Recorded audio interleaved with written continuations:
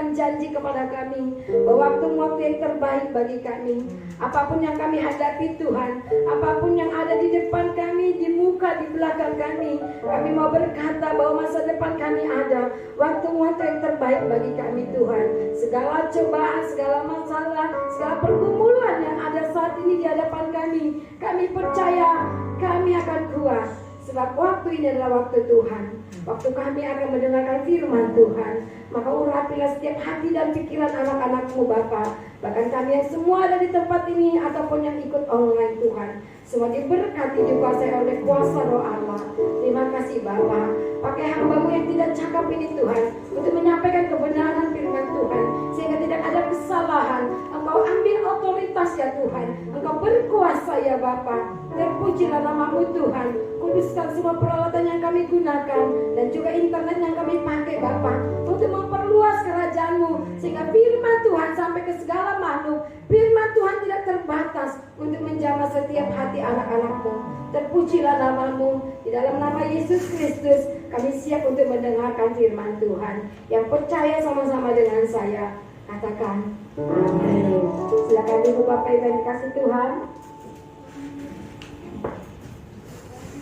Shalom. Iya, Bapak Ibu yang dikasih Tuhan, hari ini kita mau belajar bagaimana kita untuk memiliki batin yang teguh, saudaraku. Ya, ini adalah minggu pertama pada bulan Februari ya. Tidak terasa ya, perasaan kemarin kita baru merayakan Natal, hari ini sudah bulan Februari. Mari Bapak Ibu, saya sudah kita boleh membuka Alkitab kita. Ya, kita dari Perjanjian Lama ya.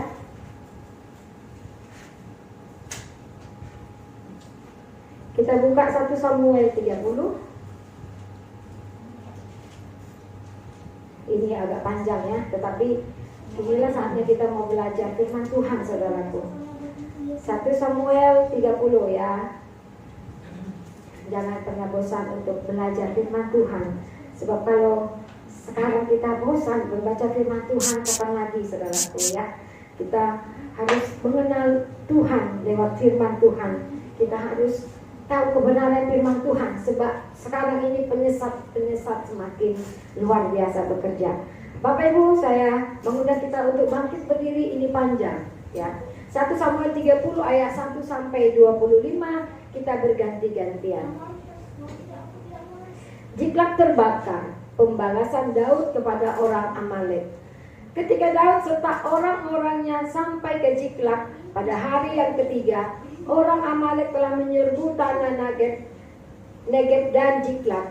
Ziklag telah dikalahkan oleh mereka dan dibakar habis. Perempuan-perempuan dan semua orang yang ada di sana, tua dan muda, telah dibawa mereka dengan tidak membunuh seorang pun. Mereka mengiring sekaliannya, kemudian meneruskan perjalanannya.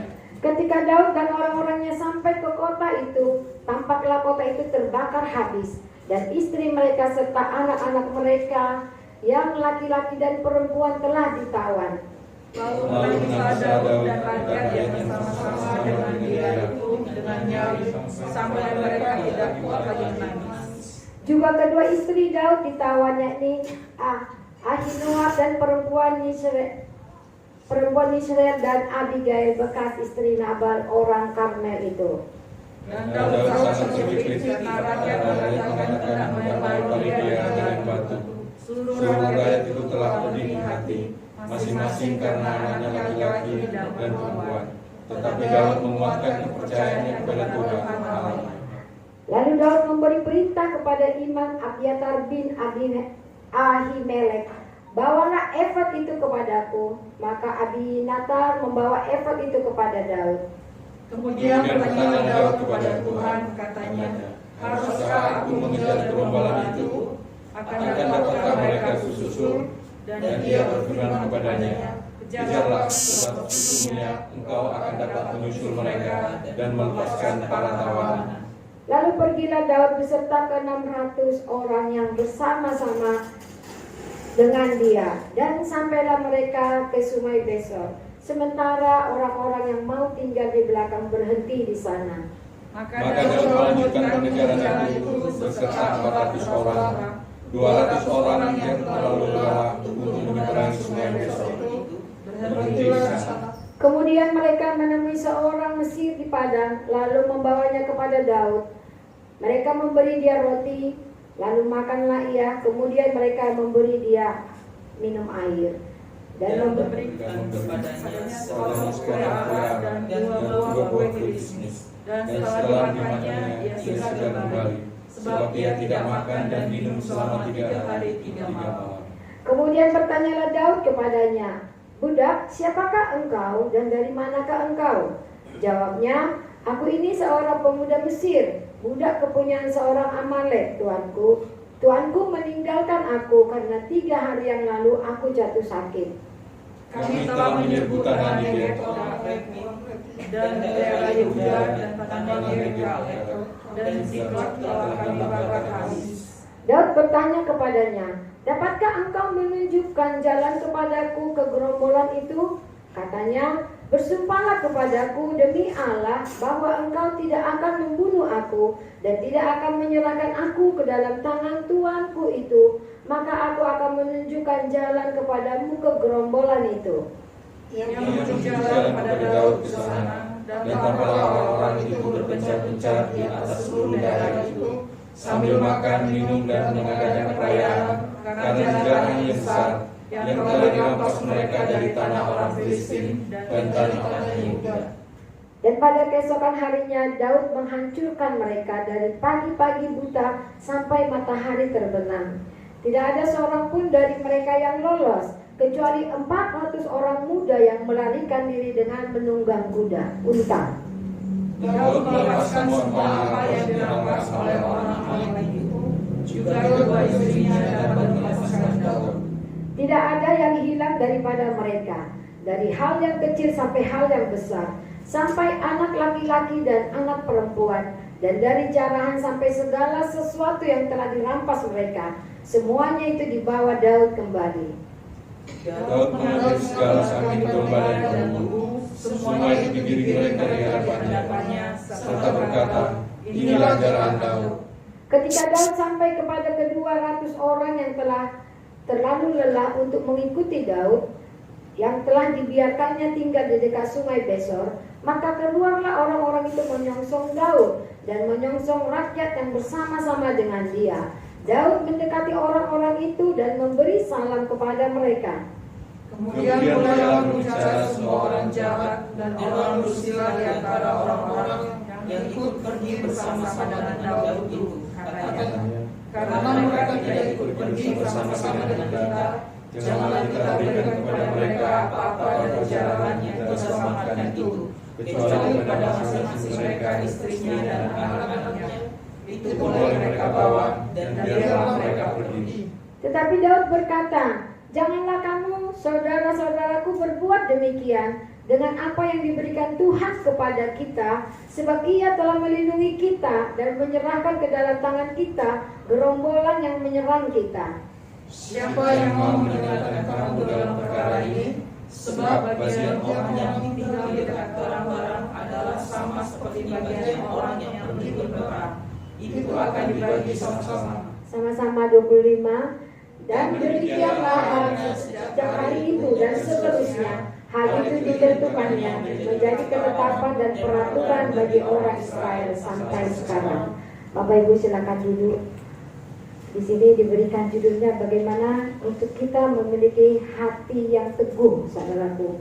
Jadi Daud, dari kisah yang kita baca ini, Daud mengalami tantangan, mengalami masalah ya. Ketika Daud pergi dengan pasukannya untuk berperang, mereka meninggalkan rakyatnya. Ternyata orang-orang Amalek telah datang merampas, ya, sehingga orang rakyatnya mengutuki Daud, saudaraku. Ya, ketika Daud kembali, ya, kampung mereka Ziklag telah terbakar. Anak istri, ya, anak laki-laki, anak perempuan dibawa menjadi tawanan, termasuk kedua istri Daud. Saudaraku, di sini diberikan judulnya batin yang teguh. Ya, batin yang teguh. Pada ayat yang ke-6, saudaraku, di sini dikatakan, dan Daud sangat terjepit karena rakyat mengatakan hendak melempar dia dengan batu. Seluruh rakyat itu telah pedih hati, masing-masing karena anaknya laki-laki dan perempuan, tetapi Daud menguatkan kepercayaannya kepada Tuhan Allahnya. Saudaraku yang dikasih Tuhan, dia adalah pemimpin, ya. Mungkin saat itu Daud merasa dia gagal, saudaraku. Dia tidak punya kebijakan, dia tidak punya hikmat sehingga rakyatnya telah diserbu, ya. Sementara dia pergi melakukan peperangan juga. Saudaraku, orang-orang marah kepada dia. Orang-orang pedih hati dikatakan. Sehingga mereka hendak melempari Daud dengan batu. Ya. Kalau di sekarang mungkin pemerintah demo, ya kan, turunkan, ya mungkin Pak Presiden nggak cocok di hati rakyat, suruh turun. Nah saat itu hukuman yang berlaku adalah dilempari batu, saudaraku. Saudaraku, dikatakan di sini masalah bisa datang kapan saja dan mengenai siapa saja tanpa bisa diduga. Masalah datang kepada Daud, seorang pemimpin, saudaraku, yang membuat seseorang bisa menang menghadapi masalah bukan tergantung kepada besar atau kecilnya masalah tersebut. Benar gak, saudaraku? Kadang-kadang kita masalah kecil pun gak bisa kita menang atas masalah kita. Dalam rumah tangga atau dalam kita bekerja, mungkin ya ada orang yang bilang, ya suka kita baca ya kayak cerita-cerita kadang-kadang di TikTok gitu, ya, istrinya cerewet terus sehingga menjadi bumerang, ya. Akhirnya mereka berantem karena istri punya kebiasaan cerewet. Ada istri yang perfeksionis, saudaraku, ketemu dengan suami yang selebor. Wah, nanti cara melipat koran harus dibaca pun menjadi masalah. Keset kaki yang gak tepat di depan kamar mandi letaknya pun menjadi masalah. Handuk diletak dimanapun itu menjadi masalah. Padahal hal kecil, saudaraku, tetapi itu bisa menjadi masalah besar. Jadi seseorang bisa menghadapi masalah bukan tergantung besar atau kecilnya masalah. Ada juga orang biasa bisa menghadapi masalah yang besar. Ada juga orang yang tinggi jabatannya, orang bilang dia berhikmat, tetapi masalah kecil dia tidak bisa menghadapi, sehingga merusak rumah tangga, merusak hubungan.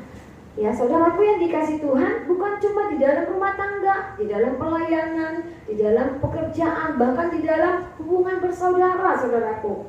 Hal kecil bisa menjadi besar. Ya, saudaraku, Daud di sini mengalami hal yang besar, ya. Hal yang besar dihadapi oleh seorang yang besar. Tidak jaminan juga seorang yang besar bisa menghadapi masalah yang besar. Seorang pendeta yang berhikmat luar biasa, seorang psikolog yang luar biasa bisa memberi nasihat, jalan keluar, tetapi dia tidak bisa mengatasi masalahnya. Saudaraku, dulu kakak rohani kami ada seorang psikolog, ya. Jadi tahun 94-93 itu rekrutan untuk otorita banyak sekali untuk Jepang, ya, Jepang. Dulu Satpam bilangnya, ya. Jadi kami pemuda-pemudi yang pemuda terkhusus, ya, karena mereka banyak kerja-kerja bangunan, itu dikasih solusi sama si ibu ini, dimasukkan jadi kerja di otorita Batam, ya, di Dipam, pokoknya di bagian-bagian itulah yang sekelas lulusan SMA. Kalau ada masalah di kalangan kami pemuda, ibu luar biasa kasih jalan keluar. Sehingga dulu ada radio namanya Rama dan Cinta. Saudaraku, setiap hari ada, kita kan dulu kan radio yang ininya, ya, komunikasinya zaman-zaman saya, ya, tahun 94, 95 selalu ikut radio karena TV nggak banyak hiburan gitu, ya. Tapi kalau radio kita beli speaker tip kecil dulu harga 50.000, 30.000 udah bisa dengar radio. Nah, nanti kita punya telepon, ada kuis, ada hadiah, kita selalu ikut, ya. Nah, demikian dengan ibu ini, kami selalu ikut. Bagaimana pasangan muda-mudi. Saudaraku, saya sendiri kagum. Dia idola saya. Kami pemuda-pemudi semua mengidolakan dia. Dia pemimpin rohani kami, saudaraku. Dia WL yang luar biasa, dia memberkati luar biasa. Karena kalau kita mau acara Natal, dia mau support, memberikan kita jas free, saudaraku. Memberikan sal seperti itu ya. Sangat care kepada pelayanan. Tetapi sungguh miris, saudaraku, dia tidak bisa mengatasi masalah rumah tangganya. Saudaraku yang dikasih Tuhan, saya yakin di dalam rumah tangga tidak ada tiba-tiba satu masalah yang besar timbul tiba-tiba. Tetapi pasti dimulai dari perkara kecil. Pertama mungkin hanya curiga, tapi tidak mau memberitahu. Saudaraku, sering sekali terjadi di dalam kehidupan anak-anak Tuhan. Ya, hal kecil ditimbun sehingga satu saat meledak. Padahal dia seorang yang bijaksana. Ya, siapa yang nggak tahu dia waktu itu, saudaraku, seorang petinggi, saudaraku. Tapi dia tidak bisa mengatasi masalahnya. Kenapa? Saya berpikir juga, kenapa dia nggak bisa mengatasi masalahnya? Secara dia melayani Tuhan, secara dia dekat. Daud, saudaraku, dia bisa mengatasi masalahnya. Karena apa? Dia dekat dengan Tuhan, ya. Daud terkenal sangat dekat dengan Tuhan. Dia mencintai Tuhan. Dia terkenal pemain kecapi yang luar biasa memuji Tuhan. Ibu ini, saudaraku, dia luar biasa. Sehingga kami banyak mengidolakan dia. Cantik, tutur katanya bagus, ya. Pokoknya bagi kami dia perfeksionis. Suaminya cakep, punya kedudukan, romantis, saudaraku. Karena kalau kami mengadakan pemuda ya, selalu diundang ke rumahnya. Suka disanjung, mami cantik banget, seperti itu ya, suka disanjung sama bapak. Tetapi kami kaget. Saudaraku yang dikasih Tuhan, banyak ternyata orang yang rapuh, saudaraku. Banyak orang ternyata yang tahu firman Tuhan, tetapi dia tidak mempraktekkan firman Tuhan. Dia tidak punya iman, saudaraku. Nah, hari ini kita lihat Daud, saudaraku, yang kita tiru dari Daud, dia punya iman. Dia mempraktekkan ketika rakyatnya telah dihancurkan oleh Amalek, ya, jika telah dibakar, anak teruna, ya, anak-anak muda, anak gadis, anak-anak mereka ditawan, lalu rakyat mau berontak kepada dia, ingin melempari dia. Daud tidak membela dirinya saja, saudaraku. Saya yakin pasti ada rasa takut, ya, karena Daud itu bukan malaikat. Daud seorang pemimpin aja, pemimpin pasukan terkenal jago berperang. Pasti ada rasa takut, saudaraku. Tetapi lihat di sini, saudaraku, bahwa Daud mengingat Tuhan. Daud mengandalkan Tuhan. Dikatakan di sini, yang membuat seseorang bisa menang menghadapi masalah bukan tergantung dengan besar atau kecilnya masalah tersebut, tetapi tergantung pada besar atau kecilnya kemampuan seseorang dalam dirinya untuk mengalahkan masalah tersebut. Daud menghadapi masalah, namun masalah itu tidak membuatnya kalah. Nah, kita lihat apa respon Daud saat dia menghadapi masalah, saudaraku. Yang pertama, Daud hidup dalam pimpinan Tuhan.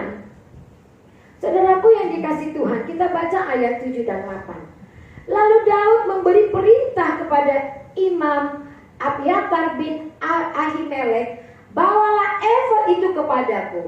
Maka Abiatar membawa efod itu kepada Daud. Kemudian bertanyalah Daud kepada Tuhan, katanya, haruskah aku mengejar serombolan itu?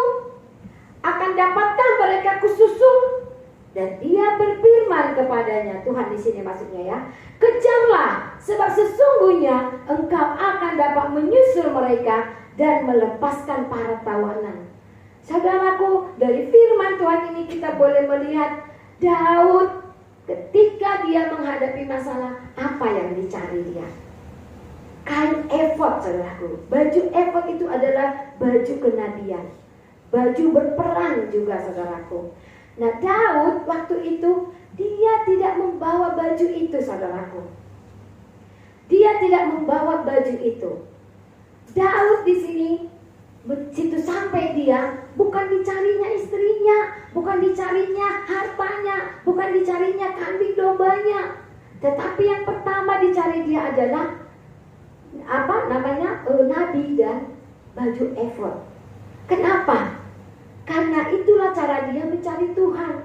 Jadi zaman dulu para nabi ya, atau para orang-orang pilihan, mereka memakai baju itu untuk bertemu dengan Tuhan. Nah di sini Salomo mencerminkan bahwa orang benar diselamatkan dari kesukaran, lalu orang fasik menggantikannya. Bahwa 7 kali orang benar jatuh, namun dia bangun kembali. Saudaraku, keadaan Daud terpuruk. Dia jatuh, saudaraku. Bangsanya telah kalah, karena telah ya. Yang istrinya aja dua-dua menjadi tawanan, saudaraku. Harga dirinya nggak ada. Ada banyak orang ketika menghadapi habislah semua, bangkrutlah semua, atau mungkin istri meninggalkan, atau hal yang lain, saudaraku. Ada orang mengambil jalan pintas bunuh diri. Ada orang yang sampai depresi. Tetapi Daud di sini, langkah pertama dia mencari baju efod itu. Dia memanggil nabi dan membawakan baju itu kepadanya. Dia menanya Tuhan, haruskah aku mengejar mereka? Akankah aku dapat menemui mereka? Saudaraku, ini menunjukkan kepada kita bagaimana kita menghadapi masalah. Yang pertama, ikut tuntunan Tuhan, saudaraku. Kita menanya kepada Tuhan. Ketika kita sakit di rumah nih, mau berangkat ke rumah sakit, kita harus ingat berdoa dulu, saudaraku. Ada banyak kita kadang-kadang posting dulu, ya kan? Posting dulu, tidak berdoa, atau gelisah apa duluan, panik duluan. Dulu ketika saya OP umur hampir 2 tahun, ya belum 2 tahun lagi belajar jalan. Bapak Ibu, di tengah jalan pagi-pagi, sekitar jam 7 pagi, dia pingsan dengan begini, biru semua, sudah ini kaku, saudaraku, udah kayak mati. Saudaraku, kalau keadaan kayak gitu, kira-kira masih bisa nggak kita berdoa? Memang nggak bisa, Bapak Ibu yang dikasih Tuhan. Saya dia udah gini ya, penungkup di jalan, saya tolong gini sudah langsung terjatuh. Memang kayak mati, saudaraku. Memang kayak mati dia. Sudah biru semua. Udah gini, ya. Saudaraku yang dikasih Tuhan, disitulah saya merasakan pertolongan Tuhan. Saya sambil panik, saya angkat, saya bawa ke rumah. Pokoknya gimana saya dari jalan itu ke rumah, nggak tahu lagi saya gimana caranya bawa ini ya, nggak bisa saya bayangkan. Langsung saya kasih air, dia baru sadar. Dari rumah kami ditolak di klinik Aini, di situ ditolak, dia langsung muntah. Baru kami bawa ke otorita. Saudaraku, sepanjang jalan saya memuji Tuhan. Dia buka mata tapi nggak sadar gitu, kayak memang udah kayak mau mati gitu.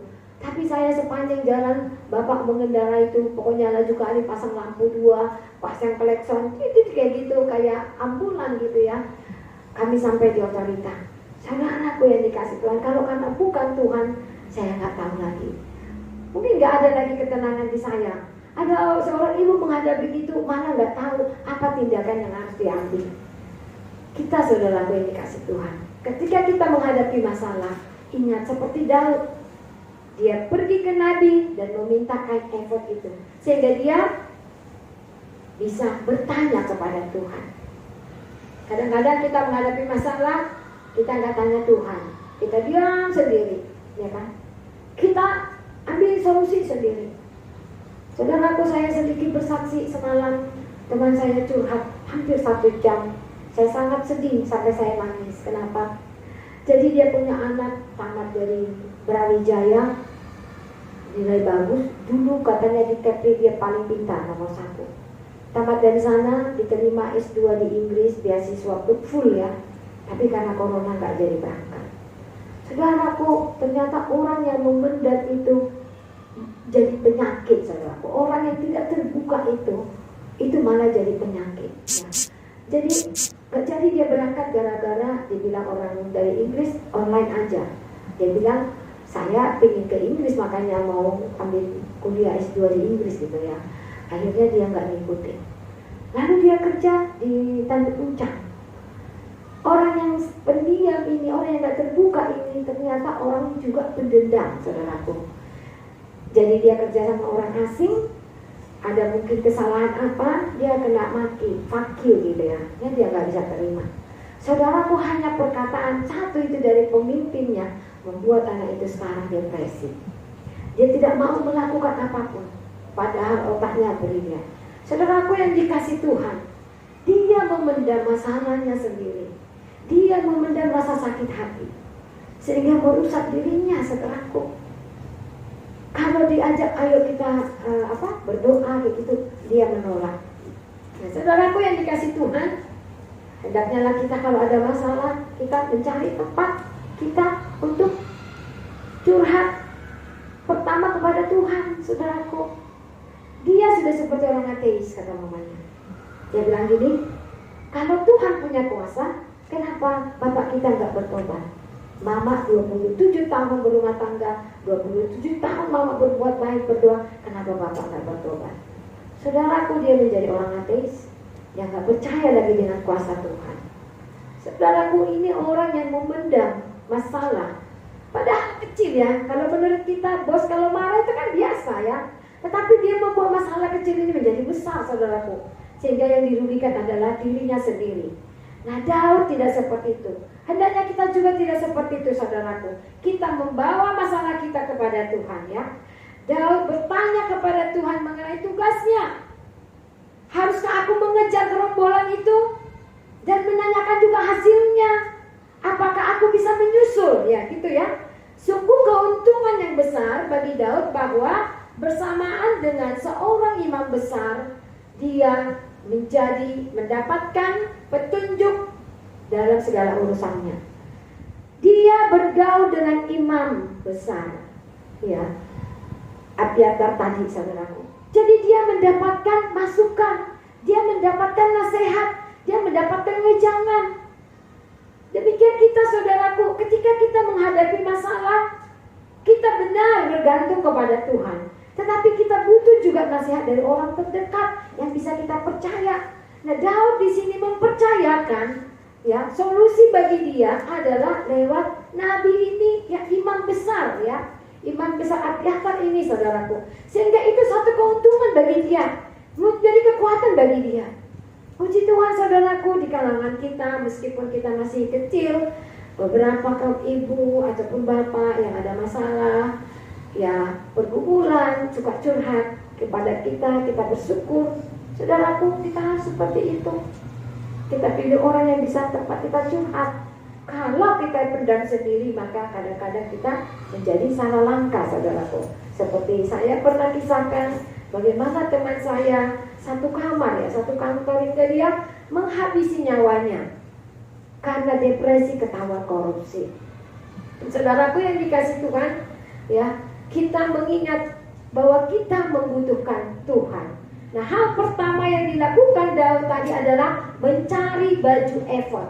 Dikatakan firman Tuhan di sini, sungguh baik jika kita mendapat kebaikan ini melalui penderitaan kita, yaitu melaluinya kita diingatkan akan kewajiban-kewajiban yang kita abaikan, dan khususnya didorong untuk bertanya kepada Tuhan. Nah, saudaraku, kesalahan Daud ini adalah ketika dia berperang, dia tidak memakai baju efod tadi. Jadi orang berpikir berarti Daud takut menunjukkan siapa Tuhannya kepada orang-orang yang tidak bersunat, katanya. Daud malu menunjukkan Tuhannya, saudaraku, sehingga baju efod ini ditinggalkan, tidak dibawa dia pergi berperang. Tetapi puji Tuhan, ternyata baju itu ada di situ. Kalau baju itu tidak ada lagi di situ, sudah dirampas sama orang Amalek, maka sangatlah berdosa Daud. Saudaraku, dia mendapat pembelaan Tuhan, dia mendapat pertolongan Tuhan di tengah-tengah sebenarnya keteledoran dia. Kadang kita mau juga gitu ya, kesalahan kita, keteledoran kita, sehingga kita mengalami masalah. Tetapi apakah kita hanya berdiam diri, tidak mencari Tuhan, hanya mengutukin diri, menyalahkan diri? Seperti kemarin, Uli telepon saya. Bapak Ibu masih ingat teman kita, Uli? Kasihan, saudaraku. Sekarang hampir melahirkan. Jadi telepon saya nangis-nangis, dia bilang, "Bu, aku mau bunuh diri." "Heh, kenapa? Apa suamimu gak mau lagi? Udah tinggal di rumah sampai lahiran," saya bilang. Karena kemarin udah saya bilang sama dia, "Habis lahiran kasih anakmu sama aku, kamu kerjalah," aku bilang. Dia bilang, "Aku gak tahu lagi, Bu." Saya bilang, dia bilang, "Gak ada orang yang mau utangin saya butuh uang 2,5 juta. Ya saya bilang, hari gini memang gak ada orang yang bisa percaya sama kamu. Kamu gak kerja, kamu gak dikenal, suamimu seperti itu. Kalau kamu mau ditolong, kamu harus dengar juga orang yang beri nasihat kepadamu." Saya kasih nasihat Bapak Ibu. Tetapi orangnya memang maunya kita harus memberkati dia, tetapi dia tidak mau dengar nasihat. Akhirnya saya bilang, "Maaf ya Dek, saya gak bisa kasih uang sebanyak itu. Tetapi untuk beli susumu saya kasih," saya bilang. Saudaraku, ini menikah karena keteledoran. Ini menikah karena pergaulan bebas ya. NBA saudaraku. Meninggalkan Kristus. Jadi masalah yang dibuatnya, ya kan? Masalah yang diciptakan sendiri saudaraku. Sehingga saya bilang, kamu sudah bergereja, kamu sudah kenal kita. Kenapa kamu bisa kemarin meninggalkan Tuhan?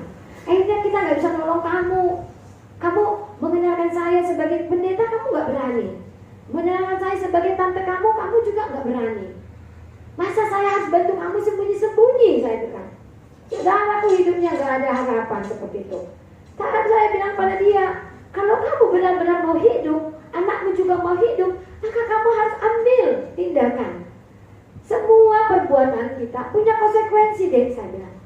Saudaraku yang dikasih Tuhan, ini orang yang membuat masalah, ya. Masalah yang dihadapinya saat ini adalah masalah yang dia buat dengan sadar, saudaraku. Pergaulan bebas. Maka saya bilang tidak ada yang bisa menolong kamu selain Tuhan. Saya pun terbatas menolong kamu. Keuanganmu gak bisa sepenuhnya saya penuhi, aku bilang. Sebatas saya memberi untuk beli beras, beli susu, oke. Tetapi memenuhi utang-utangmu, saya gak bisa, aku bilang. Saudaraku, carilah Tuhan, saya bilang. Datang ke gereja, datang ke faith, ketemu dengan jemaat, saya bilang. Tapi dia tidak berani.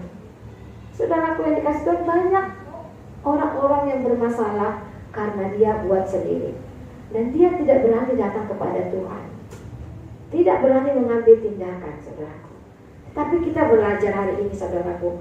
Sekalipun Daud di sini mengalami masalah karena dia meninggalkan baju efod itu, ya kan?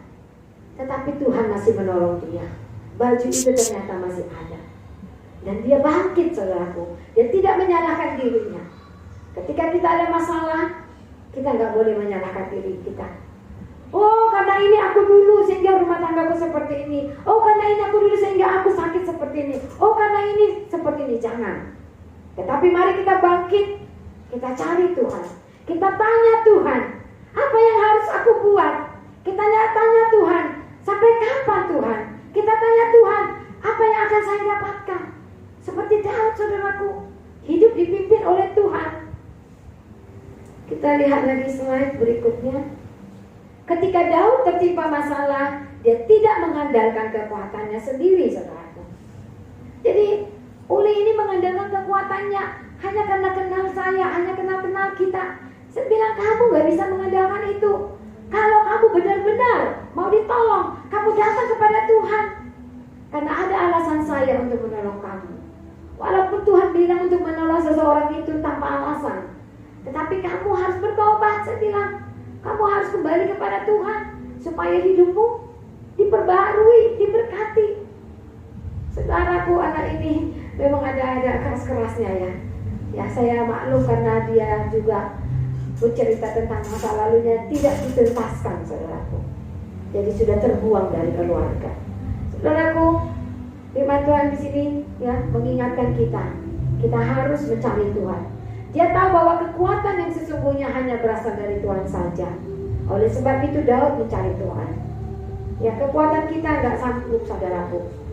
Kalau kita menghadapi masalah, kalau hanya kekuatan kita sendiri, maka kadang iblis membawa kita justru kepada kekelaman. Teman saya sampai bunuh diri, saudaraku. Anak teman saya ini sampai jadi sakit depresi. Saudaraku, keluarga menyuruh ke dukun. Jangan, saya bilang. Ya, saudaraku, sedih sebenarnya. Pekerjaan iblis luar biasa saat ini, saudaraku, merusak anak-anak Tuhan, merusak rumah tangga orang Kristen. Banyak cara iblis buat, tetapi ini yang perlu kita ingat, bahwa ketika kita ada masalah, kita mencari Tuhan seperti Daud. Yang kedua, Daud melakukan hidup dalam tindakan nyata. Kita baca ayat 11 dan 12 dikatakan, kemudian mereka menemui seorang Mesir di padang, lalu membawa kepada Daud. Mereka memberi dia roti, lalu makanlah. Iya. Kemudian mereka dia minum air dan memberikan kepadanya sepotong kue ara dan buah kue kismis. Dan setelah dimakannya ia segar kembali, sebab ia tidak makan dan minum selama 3 hari 3 malam. Daud di sini melakukan tindakan iman, menunjukkan kasih. Nah, saudaraku, kasih bukan saja menutupi banyak sekali dosa, tetapi kasih membuka banyak sekali pintu berkat. Amin. Saudaraku, mari kita praktekkan. Tunjukkan kasih kita, tindakan kasih kita, saudaraku. Maka kita akan melihat perbuatan Tuhan pada hidup kita. Daud menunjukkan itu kepada orang ini, budaknya orang Mesir. Dia adalah seorang yang ikut membakar Jiklak itu, saudaraku, tempatnya Daud. Tetapi Daud menunjukkan kasihnya. Ya, pada firman Tuhan tadi kita lihat memberikan air dan roti, memberikan kue ara dan kue kismis, saudaraku. Daud bertindak menunjukkan kasih. Kita bertindak, kalau kita punya iman, maka kita bertindak. Tetapi banyak orang Kristen, banyak yang tahu firman, saudaraku, tidak bisa melakukan tindakan. Saat ini, saudaraku, kita membangun yang di sana. Saya begini, saya ingin melihat seperti observasi, seperti survei, saudaraku. Kalau jemaat di sini saya sudah tahu, hatinya semua hatinya mengasihi pelayanan, amin. Jadi saya survei. Saya dari dulu dari di kampus selalu diajarkan dosen kalau mau Natal beriman, gitu ya. Jangan proposal gitu. Nah, kali ini, saudaraku, saya membuat survei, mau saya bilang, saya mau melihat, tetapi dengan itu saya harus menginjil. Jadi saudara saya yang kaya, yang saya cukup pikir dia kaya, teman saya, tetapi semua ini orang-orang yang wah di gereja ya. Kalau dia di gereja tradisional gitu, orang yang suka menyumbang. Kalau dia di gereja seperti kita, orang yang loyal ke gereja. Yang suka statusnya luar biasa. Jadi saya buat proposal sengaja, saudaraku. Saya buat proposal, bukan saya mau menguji gitu, tetapi saya mau melihat apakah kita orang Kristen ini benar-benar melakukan tindakan kasih. Saya percaya, saudaraku, bahwa Tuhan akan menolong kita membangun Postpay itu. Tetapi saya bertanya kepada Tuhan, Tuhan, saya mau buat ini. Nah, saya buat itu, saudaraku. Ada 10 saya kasih proposal, saudaraku. Ada 10. Dari 10 ini, saudaraku, bayangkan banyak orang kaya, sampai yang punya SPBU pun ada. Ada yang kasih cuman jempol, ada yang kasih cuman hati, ada yang cuman rit, ada yang cuman kasih senyum. Hanya 2, saudaraku. Hanya 2 yang bilang sama saya, oke Kak, tapi kalau sedikit gak apa ya. Terus ada yang satu lagi, iya Bi, kalau dikit gak usah ditulis ya. Saudaraku, saya melakukan ini bukan saya untuk menguji ini ya, mendikte kekristenannya, tidak. Tetapi saya sebagai hamba Tuhan, kita sebagai orang Kristen, saudaraku, kita harus mengingatkan orang yang pelit, orang yang tidak punya kasih. Karena firman Tuhan bilang di dalam kerajaan surga itu gak ada tempat untuk orang pelit, saudaraku. Pecundang, apalagi kayak LGBT, itu gak ada tempat. Sehingga kasihan, saudaraku, ketika dia melayani di gereja, tetapi dia tidak mau memberkati, pelayanan Tuhan, ya, saya bilang kamu 50.000 pun nggak apa-apa. Yang adanya ada yang telepon ke saya jauh-jauh dari Jakarta, bilang kayak gini, ini kan masa susah, katanya. Orang susah sekarang loh, deh. Stop aja dulu, jangan bangun. Dan saya bilang kayak gini, justru kita orang Kristen gak memberkati di masa yang sukar. Kalau dari kelebihan engkau memberi, gak ada faedahnya dengan orang-orang yang lain. Saudaraku, orang yang kaya di Jakarta, ya anak bisa kuliah kedokteran, punya dia kontraktor besar, saudaraku, mobil Pajero, mobil Fortuner, wah. Kalau dia langsung malah dia cerita kepada saya, memang karena lagi susah deh, biasanya saya menyumbang gereja segini. Akhirnya diceritakan tentang dia. Saya hanya gini sedih. Memang masih ada hubungan saudara ya. Saya hanya sedih, saudaraku. Saudaraku, saya pikir gini, berarti banyak kita orang Kristen mau menyumbang karena punya motivasi. Mungkin dia di gerejanya mau nyumbang supaya gerejanya cepat berdiri besar, atau mungkin dihormati orang. Tetapi ketika dia mau menyumbang yang tidak kelihatan, dia gak mau. Ada rasa sedih di hati saya menangis. Saya pikir gini, Tuhan, kenapa ya orang-orang Kristen tidak punya kasih? Banyak gak punya kasih, padahal mereka melayani. Saudaraku yang dikasih Tuhan, saya memang gak meminta kepada kita, saudaraku, karena saya pikir kita masih punya beban yang lain.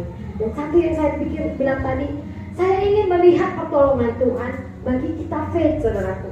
Karena cukup saudaraku jemaat di faith, cukup aku bangga dengan iman, dengan kasih saudara-saudaraku. Saya hanya miris melihat mereka yang kaya, saudaraku, bukan gak kaya, tetapi justru orang yang biasa, karyawan biasa di Jakarta sana, yang itu merespon saya dengan baik. Miris. Nah, saudaraku, kasih mengingatkan kita. Bukan hanya menutupi banyak sekali dosa, kekurangan, pelanggaran, tetapi kasih itu membuka tingkat-tingkat berkat bagi kita, saudaraku. Maka Tuhan berkata kepada kita, kalau engkau memberi dari kelebihanmu, apa bedamu? Tetapi memberi dengan kekurangan, mengasihi musuhmu, seperti yang dilakukan Daud, saudaraku. Apa yang Tuhan berikan kepada Daud? Tuhan membalas, saudaraku. Padahal Daud hanya memberikan air dan roti, hanya kue kismis, hanya kue arak. Mungkin kalau dihitung uangnya mungkin berapa ya? Mungkin boleh kita bayangkan kalau kita beli roti di Morning Bakery, mungkin oke lah Daud habis 50.000 ya enggak? Kalau sampai. Tetapi dia mendapat balasan apa? Dia mendapatkan gerombolan itu lewat orang ini, musuhnya sebenarnya, saudaraku. Kadang-kadang kita ada orang yang menyakiti kita. Kita gak mau sih, orang Kristen kita gak mau bilang musuh saya, enggak. Tetapi orang yang bermusuh dengan kita. Tuhan mengingatkan kita, saudaraku, ketika musuh kita kesusahan, kita harus menolong. Amin. Ketika musuh yang jahat kepada kita bersusah, bersedih, berkabung, maka kita harus memberi kata-kata penghiburan. Jangan orang yang menyakiti kita, orang yang enggak pro kepada kita cuekin ketika mereka susah. Ya, saudaraku, Daud menunjukkan kasihnya kepada budak Mesir itu, sehingga budak Mesir itu dipakai Tuhan untuk memberitahu di mana gerombolan orang Amalek itu, sehingga mereka bisa menangkap, mereka bisa menang, saudaraku. Saudaraku, sebagai orang Kristen, kita diingatkan Tuhan supaya kita melakukan iman itu, ya. Iman itu harus ada tindakan. Gereja kita, gereja GBI Faith, saudaraku, ada tindakan. Itu yang mau kita bangun, saudaraku. Bahwa kita bukan hanya sekedar punya iman. Firman Tuhan bilang iman tanpa perbuatan adalah kosong, seperti gemerincing, katanya. Kalau iman tanpa perbuatan, perbuatan itu adalah kasih. Berani bertindak, saudaraku. Ini yang mau kita buat dengan Postpay kita, saudaraku. Kalau saat ini kita mulai sudah ada tanah, maka kita harus punya iman dengan bertindak. Kita bertindak di sana, saudaraku, bahwa kita akan mencari jiwa di sana. Satu jiwa pun, anak-anak pun sangat berharga. Amin. Melayani anak-anak jangan salah Bapak Ibu. Sama artinya itu melayani orang dewasa. Banyak gereja-gereja karismatik bertumbuh itu bukan dari penginjilan kepada orang tua, tetapi penginjilan lewat anak-anak. Coba kalau mau kita lihat dari gereja kita yang lama, mereka masuk kepada gereja seperti kita, aliran karismatik ataupun Pentakosta. Jarang itu karena penginjilan kepada orang tua, tetapi karena penginjilan lewat anak. Saudaraku yang dikasih Tuhan, apapun peluang, mari kita pakai untuk merebut jiwa bagi Tuhan. Amin. Ya saudaraku, Daud melakukan itu sehingga dia bisa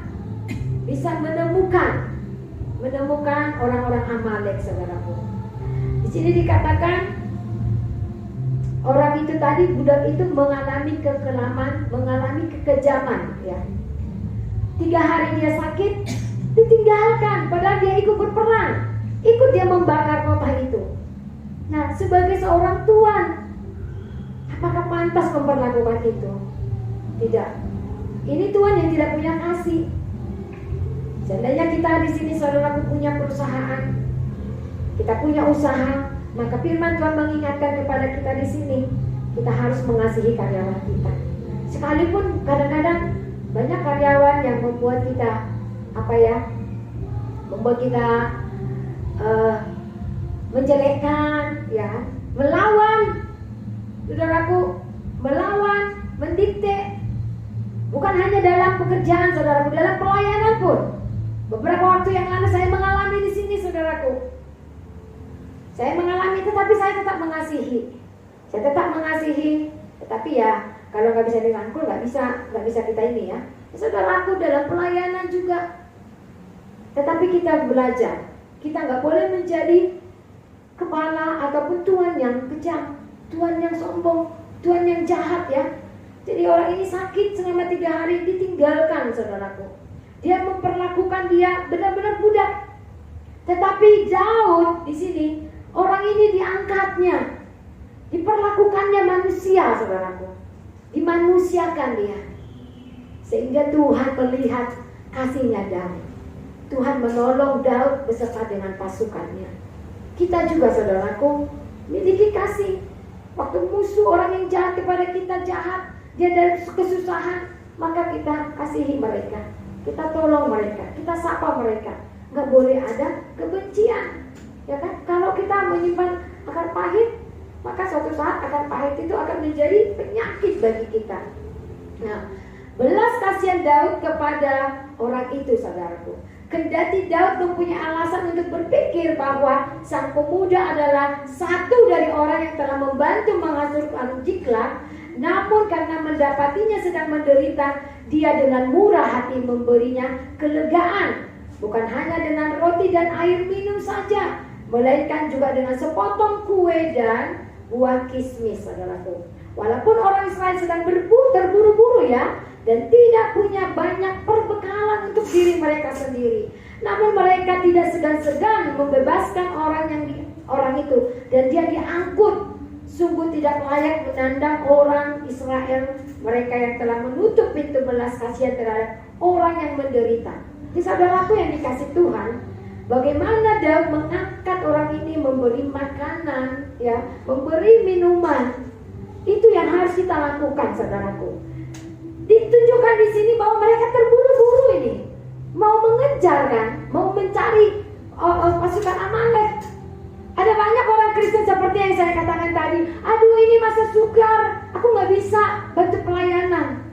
Aduh, ini lagi ini.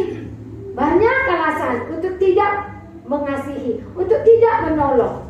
Ini saya, bukan kita untuk dikasihi, tetapi saya berpikir gini, apakah dia untuk orang yang miskin, mungkin ada sakit di sana, begitukah hatinya? Sedangkan untuk pekerjaan Tuhan, yang saya ini punya ikatan saudara gitu loh, dia gak mau. Jadi bagaimana, saudaraku, kepada orang yang miskin, yang tidak dikenal, apakah hatinya tergerak? Daud seorang pemimpin pasukan yang luar biasa, dalam keadaan terburu-buru, berbekalan dikatakan yang terbatas, saudaraku. Ya kan, kalau mau perang kan terbatas, air minumnya itu terbatas, ya kan. Kalau tentara-tentara itu bercerita ya, kalau kita tonton dia membawa makanan, bagaimana makanan itu yang bisa tahan lama, dia kenyang. Air putih, bagaimana dia bisa mengirit air putih supaya perbekalannya ini cukup. Tapi Daud, saudaraku, digambarkan di sini perbekalannya yang terbatas, tetapi dia bisa menolong musuhnya. Sungguh luar biasa ya, sungguh luar biasa. Ketika kita diperhadapkan Tuhan, mampukah kita seperti Daud ini, saudaraku, menolong musuh kita di tengah-tengah keterbatasan kita? Ini ujian iman bagi kita. Ketika kita nggak ada uang, ketika kita lagi susah, ada datang minta tolong kepada kita, dia pada jahat kepada kita. Saudaraku, ingat firman Tuhan hari ini, Daud memberi bantuan. Kita pun harus menolong. Amin. Karena kita akan tahu apa yang akan diberikan Tuhan. Seperti Daud tadi, ada janji Tuhan pada dia. Kau akan mendapatkan mereka, ya kan? Ada janji Tuhan. Bapak Ibu yang dikasih Tuhan, ketika kita berdoa kepada Tuhan, mari berani klaim janji Tuhan, saudaraku. Janji Tuhan imani terjadi pada kita. Asal kita setia, saudaraku. Memang seperti pujian tadi, waktu Tuhan waktu yang terbaik, bukan waktu kita, saudaraku. Menunggu itu hal yang membosankan. Tetapi kalau kita tidak lemah, maka firman Tuhan bilang kita akan menuai.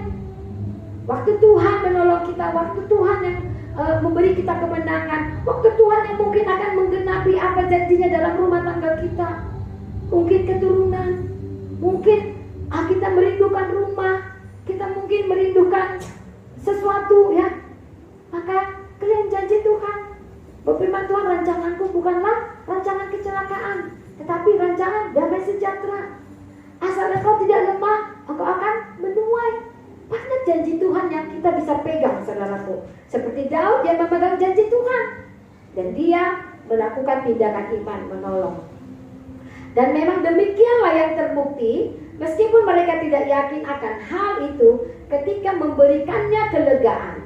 Inilah alasan yang baik mengapa kita tidak boleh berbuat jahat atau menolak berbuat baik, saudaraku. Gak boleh berbuat jahat dan jangan menolak berbuat baik. Jadi kalau ada orang yang meminta bantuan kepada kita, saudaraku yang dikasih Tuhan, jangan pernah tolak. Seberapa mampu. Kemarin teman saya telepon pas saya di gereja, lama juga curhat, banyak yang telepon saya. Karena ada yang meninggal, teman kami, orang tua teman kami 2 orang. Dia janda, suaminya baru meninggal. Dia bilang, aku gak mampu memberi seperti kalian beri. Saya bilang, kamu harus memberi. Berapapun, Fir, berikanlah. Ini caranya kamu membuka berkat untuk Tuhan. Iya ya, dia kan gereja kita di kampung ya. Iya ya, iya. Jangan tolak berbuat baik, saya bilang. Seberapapun. Saudaraku yang dikasih Tuhan, ini mengingatkan kita. Jangan pernah kita menolak berbuat baik, amin. Ya, jangan berbuat jahat atau jangan menolak berbuat baik kepada siapa saja yang tidak kita kenal, saudaraku. Itu bahwa pada suatu hari nanti bisa jadi orang itu mampu membalas kebaikan atau bahkan kejahatan kepada kita. Saudaraku yang dikasih Tuhan, bisa juga kita udah baik, dia buat jahat kepada kita, bisa kan? Bisa. Banyak saudaraku yang terjadi, sehingga kadang-kadang membuat anak-anak Tuhan nggak mau menolong lagi. Sudah jadi rasa apa? Antipati, rasa trauma. Ya, ketika kita disakiti seperti kemarin, saya jadi punya trauma. Aduh, jangan deh yang dari ini. Karena ada rasa trauma. Kita buat kebaikan, tetapi dia balas kejahatan. Ada. Itu sudah hukum di dunia ini, saudaraku. Tidak selalu kebaikan berbalas dengan yang baik. Tetapi firman Tuhan hari ini mengingatkan kita, jangan berbuat jahat dan jangan menolak berbuat baik. Ya, saudaraku yang dikasih Tuhan, firman Tuhan luar biasa nih. Kita lihat yang ketiga. Ya, yang ketiga adalah hidup dalam semangat membara. Nah, saudaraku, saya rindu acungan tangan kita. Masih semangatkah kita melayani Tuhan, saudaraku? Mari lambaikan tangan yang semangat melayani Tuhan. Pada masa sekarang pandemi COVID, ya Omikron, banyak orang yang jadi down. Setiap ketemu, aduh Omikron ini mau ditutup lagi. Iya ya, usaha baru mulai bangkit. Ini baru buka, tempat wisata baru buka, macam-macam ya. Tetapi melihat keadaan sekarang, banyak orang yang jadi lemah. Tetapi kita anak Tuhan, saudaraku. Dan ingatkan kita, jangan menjadi lemah, tetapi hidup dalam semangat membara, saudaraku. Semangat membara. Umur boleh tua, usia boleh 50, kepala 50 ke samping. Tetapi ingat semangat umur 25 tahun. Amin. Saudaraku yang dikasih Tuhan, firman Tuhan hari ini mengingatkan kita bagaimana orang-orang ini semangat. Bagaimana Daud semangat. Kita lihat ayat 17-18. Dan pada keesokan harinya Daud menghancurkan mereka dari pagi-pagi buta sampai matahari terbenam. Tidak ada seorang pun dari mereka yang lolos, kecuali 400 orang muda yang melarikan diri dengan menunggang unta. Daud melepaskan semua apa yang dirampas oleh orang Amalek itu. Juga kedua istrinya dapat dilepaskan Daud. Kalau Daud gak bersemangat, gak mungkin mereka bisa bangun pagi-pagi, benar saudaraku ya. Mulai dari pagi-pagi buta sampai matahari terbenam. Berarti berapa jam? 12 jam lebih? Saudaraku, mereka tetap membara. Mereka tetap semangat. Dari mana semangat itu kita peroleh, saudaraku? Kalau bukan dari Tuhan. Ketika kita punya masalah, tetapi kita masih bisa tersenyum, kita masih bisa beraktivitas seperti biasa, kita masih bisa melayani Tuhan, walaupun dompet udah tipis, saudaraku, tetapi semangat melayani Tuhan. Ingat, semangat yang membara diberikan oleh Tuhan. Maunya iblis kita tidur aja di rumah. Gaji udah tinggal segini, nanti ongkos lagi, bensin lagi. Gak usah lah. Saudaraku, kalau kita hitung-hitungan dengan Tuhan, maka Tuhan pun hitung-hitungan dengan kita.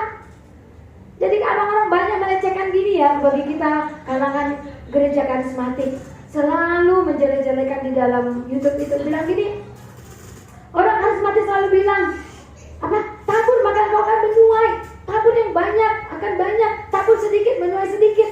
Saudaraku yang dikasih Tuhan, kadang-kadang miris ya, sesama orang Kristen saling mencela, ya, menjelekkan firman Tuhan. Tetapi kita mau bilang, saudaraku, apa iya kita bisa menuai kalau kita nggak menabur? Enggak. Demikian dengan pelayanan kita di sini, saudaraku. Sekarang masanya kita menabur sana, menabur kebaikan, menabur berkat. Maka kita akan menuai. Tidak ada orang menabur nggak menuai, saudaraku. Asalkan dia jangan lemah.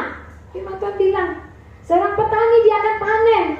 Asal dia setia mengurus tanamannya, dia akan panen pada waktunya. Tetapi kalau seorang petani hanya menabur, tetapi tidak dia jaga, tidak dikasih air, tidak dikasih pupuk, ya, maka dia nggak akan pernah panen. Pelayanan menjadi batu sandungan, saudaraku. Saudaraku yang dikasih Tuhan, Daud ini semangat. Digambarkan di firman Tuhan ini, dari pagi-pagi sampai matahari terbenam, mereka menyerang orang-orang Amalek. Kita pun demikian, saudaraku.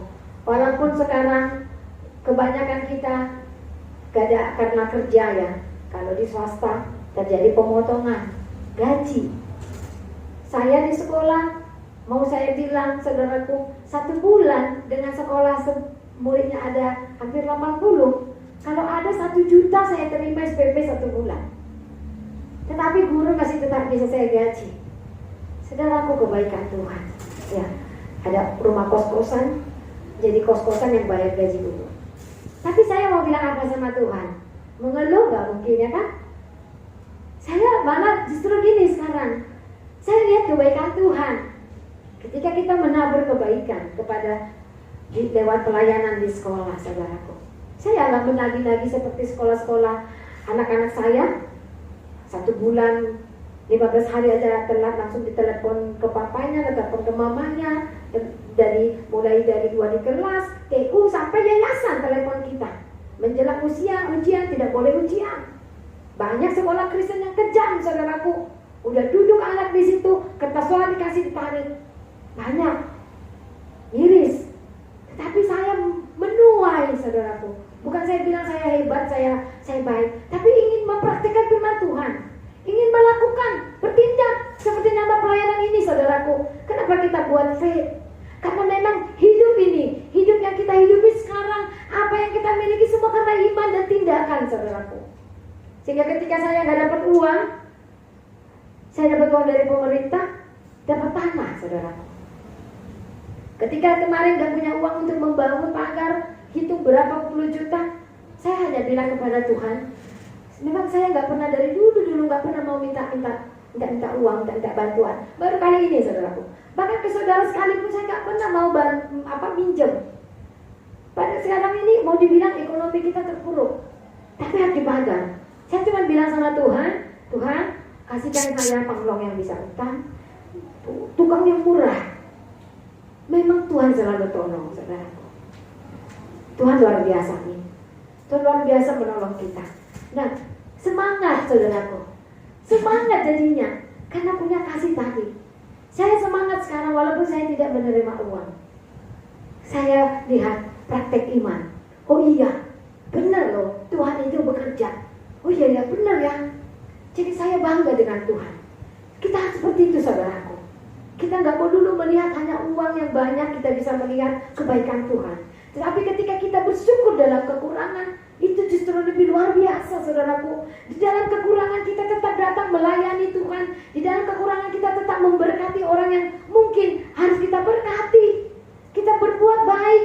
Di dalam kekurangan kita tetap memperhatikan orang tua kita. Mengirim, walaupun misalnya sekarang gaji dipotong 50%, tetapi kita tetap memberkati keluarga kita, orang tua kita terutama, saudaraku. Tetap kita kirim bulanannya. Mungkin dulu ketika gaji kita penuh, kita kasih 1 juta. Saat ini mungkin hanya 200.000. Lakukan, saudaraku. Ya, karena memang kasih itu membuka banyak sekali tingkah berkat. Amin.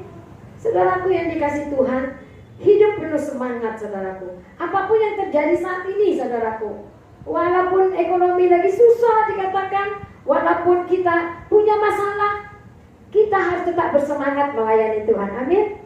Semangat dalam iman, saudaraku. Oh, kita tunggu-tunggu kok Tuhan belum jawab. Ingat, harus semangat. Jangan iman kita sampai layu, sampai lemah. Saya ingat yang ilustrasi seorang bapak yang sakit, lalu Pak Pendetanya datang bawa bunga mawar yang layu. Ingat kan? Apa yang dikatakan dia? Kenapa Bapak Pendeta datang membawa bunga mawar yang layu? Lalu Pak Pendeta bilang, iya, karena inilah hidupmu. Kenapa? Dulu waktu kamu muda, ayo melayani. Nanti dulu Pak, belum waktunya. Aku masih kuliah. Habis itu, ayo melayani. Nanti dulu Pak, aku masih berkarir. Ayo melayani. Sampai akhirnya dia kritis. Lalu dia bilang, doakan saya sembuh. Kalau saya sembuh, saya melayani. Saudaraku yang dikasih Tuhan, banyak orang Kristen seperti itu. Terlambat kapalnya. Melayani Tuhan, saudaraku. Selama Tuhan masih izinkan kita bisa berjalan, saudaraku, melayani Tuhan, menunjukkan kasih. Selama kita masih punya uang, walaupun sekecil apapun, saudaraku, ketika orang itu membutuhkan pertolongan, bantulah dia seberapa mampu kita. Jangan pernah menolak berbuat baik. Ya. Firman Tuhan berkata bahwa semangat yang patah mengeringkan tulang. Jangan biarkan kesulitan membuat kita malah menyerah dan tidak mau berusaha. Kesulitan yang ada justru itu menjadi pemicu kita untuk mengklaim janji Tuhan, saudaraku. Ya, kesulitan kita, kekurangan kita, ketika ada orang mau minta tolong, justru itu kita memintangi Tuhan, saudaraku. Banyak yang sudah saya alami, saudaraku, ketika kita memintangi Tuhan, kita nggak pernah mau berutang, saudaraku. Saya yakin dan percaya bahwa Bapak Ibu pun pasti punya pengalaman itu. Ketika kita baksos kemarin, saudaraku, bukan perkara yang mudah kita memberikan itu, tetapi karena kasih yang ada di hati Bapak Ibu, sehingga kita merefleksikan iman kita, kasih kita lewat tindakan, saudaraku. Nah, Daud, dia bersemangat, saudara, bersemangat melayani Tuhan. Daud tidak menyerah, malahan dia berjuang sehari penuh, artinya sampai maksimal untuk menghadapi masalah yang ada, dan dia mendapatkan hasil yang memuaskan. Ya, ketika kita bersemangat melayani Tuhan, menanti janji Tuhan, melakukan perintah Tuhan, maka kita akan mendapatkan hasil yang maksimal, saudaraku. Ya, maka para penjara-penjara itu dibinasakan. Mereka menguasai kota itu. Bukan hanya orang-orang Amalek yang dihancurkan, dibunuh mereka, tetapi apa yang didapatkan Daud? Bukan hanya istri, anak-anaknya, ternak dombanya yang dibawa, tetapi bahkan ternak domba orang Amalek pun dibawa. Ya. Jadi di sini kita boleh melihat bahwa ketika kita melakukan kehendak Tuhan, kita bersemangat melayani Tuhan, kita bersemangat mengikut Tuhan, maka Tuhan akan memberkati kita jauh daripada apa yang kita pikirkan, saudaraku. Ya. Ketika orang-orang berdosa berseru semuanya damai dan aman dan menganggap jauh dari malapetaka, pada saat itulah mereka paling dekat dengan kehancuran. Ini gambaran orang-orang Amalek tadi, saudaraku. Wah, kita sudah menang, kita sudah menghancurkan, sudah kita bakar kota tempat mereka. Yang Siklag sudah kita bakar. Akhirnya mereka berpesta pura. Banyak kita juga anak-anak Tuhan, saudaraku. Ketika kita sudah diberkati Tuhan luar biasa, Pak karir mungkin atau keuangan, maka kita tanpa kita sadari waktu kita berkurang kepada Tuhan. Kasih kita sudah mulai luntur. Kita sudah mulai membanding-bandingkan, saudaraku. Kita lupa memberikan waktu kepada Tuhan. Kita menganggap, wah, aku kan bisa gini karena usahaku, aku kan bisa gini karena hokiku. Tetapi ingat, saudaraku, apapun yang didapat anak-anak Tuhan saat ini, baik berkat materi, kesehatan, itu semua perlindungan, itu semua dari Tuhan, saudaraku. Gak ada satu iota pun dalam hidup kita tanpa campur tangan Tuhan. Amin. Karena itu Tuhan mengingatkan kita, jangan kita seperti orang Amalek ini. Ketika mereka sudah mendapatkan semua, mereka lupa bahwa mereka punya musuh, mereka sedang diintai. Sehingga itulah dipakai Tuhan untuk kemenangan bagi Daud dan pasukannya. Anak-anak Tuhan, ketika kita menjadi sombong dengan apa yang kita punya, ingat, disitulah iblis mau menjatuhkan kita. Jadi semangat selalu melayani Tuhan, semangat selalu mengiring Tuhan, saudaraku, supaya kita tidak jatuh kepada masa-masa pencobaan seperti yang dialami oleh orang-orang Amalek ini, ya. Jadi jarahannya dilepaskan dan dibawa kembali dan tidak ada yang hilang, justru banyak yang didapat, ya. Mereka memperoleh kembali apa yang menjadi milik mereka, saudaraku. Daud mendapat itu. Daud memperoleh semua, istrinya, anak-anaknya, ternak domba, semua yang dicuri mereka. Mereka juga mengambil semua yang menjadi milik orang Amalek, saudaraku. Mereka diberkati Tuhan. Yang terakhir, saudaraku, apa yang dilakukan Daud? Hidup dalam kasih dan pengampunan. Kita baca ayat 23. Tetapi Daud berkata, janganlah kamu saudara-saudaraku berbuat demikian dengan apa yang diberikan Tuhan kepada kita. Sebab ia telah melindungi kita dan menyerahkan ke dalam tangan kita segerombolan yang menyerang kita. Saudaraku yang dikasih Tuhan, ini yang terjadi. Waktu itu, ya, pasukan yang dibawa Daud itu ada 600. Lalu 400 dibawa menyeberang sungai Besor, ya. Coba kita lihat, menyeberang sungai. Lalu 200 orang yang lagi keletihan ditinggalkan di seberang sungai.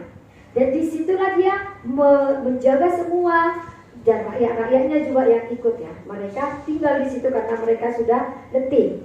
Nah, ketika Daud dan pasukan yang 400 kembali, mereka disambut dengan luar biasa oleh umatnya, oleh orang-orangnya. Lalu selalu, saudaraku, di dalam satu pasukan atau di dalam satu komunitas itu pasti ada pembelot namanya. Di sini digambarkan adalah orang prajurit-prajurit yang jahat, ya. Prajurit-prajurit yang jahat dan dusila, saudaraku. Jadi ada prajurit yang jahat dan dusila bilang gini, mereka kasih aja anak istrinya aja, tidak usah dikasih jarahan kita, pulangkan aja punya mereka saja. Tetapi Daud tidak mau. Daud berkata bahwa mereka juga harus diberikan hak yang sama, karena mereka juga menjaga kampung kita, mereka juga menjaga harta kita, menjaga yang tertinggal. Nah, kadang-kadang seperti itu. Di dalam satu komunitas, di dalam satu perusahaan, sama ini maju ya, tetapi di tengah jalan ada yang membelot. Ini Daud alami saudaraku. Tetapi Daud punya roh kebijaksanaan. Dia bijaksana dan dia tidak mau serakah.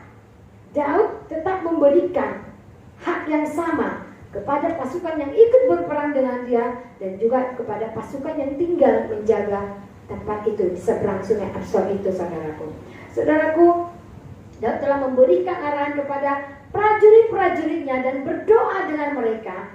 Namun masih ada banyak di antara mereka yang jahat dan dursila. Sekalipun seringkali mengalami ketakutan akan datangnya kematian, mereka tetap menjadi orang jahat dan orang dursila. Saudara, ini menggambarkan orang yang tetap berbuat dosa itu bukan nggak ada rasa takut, saudaraku, tetapi dia tetap buat dosa.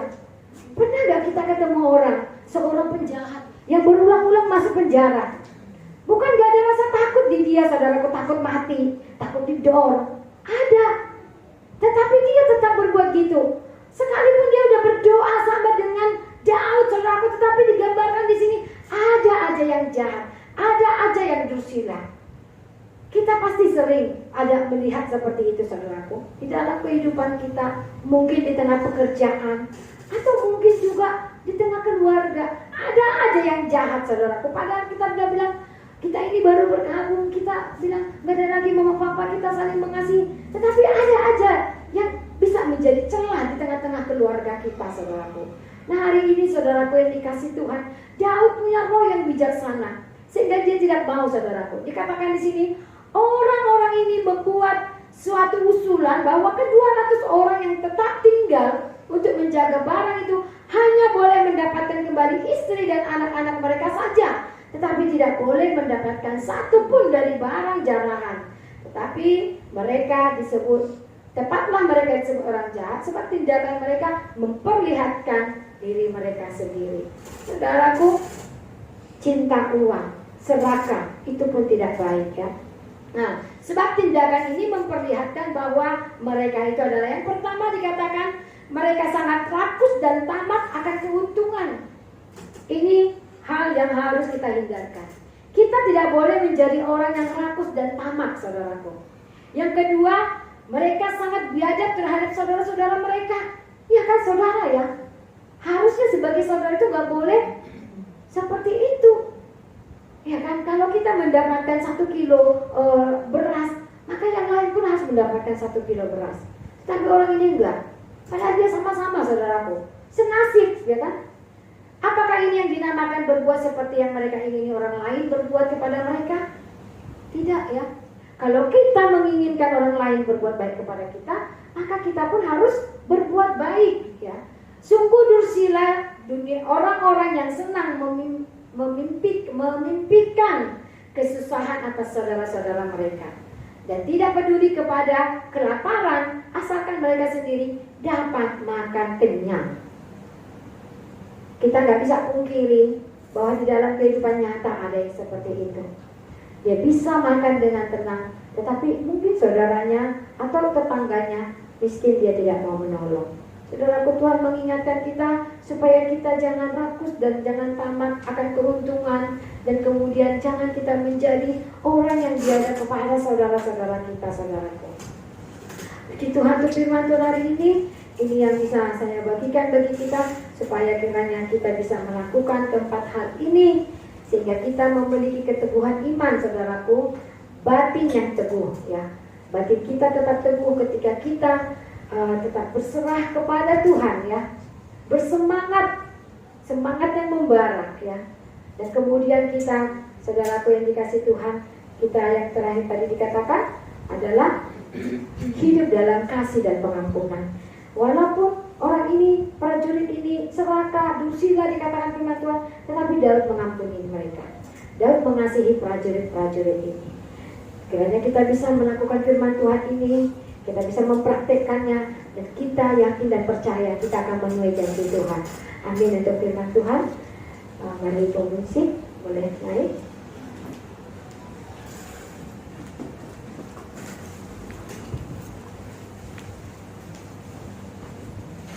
Haleluya.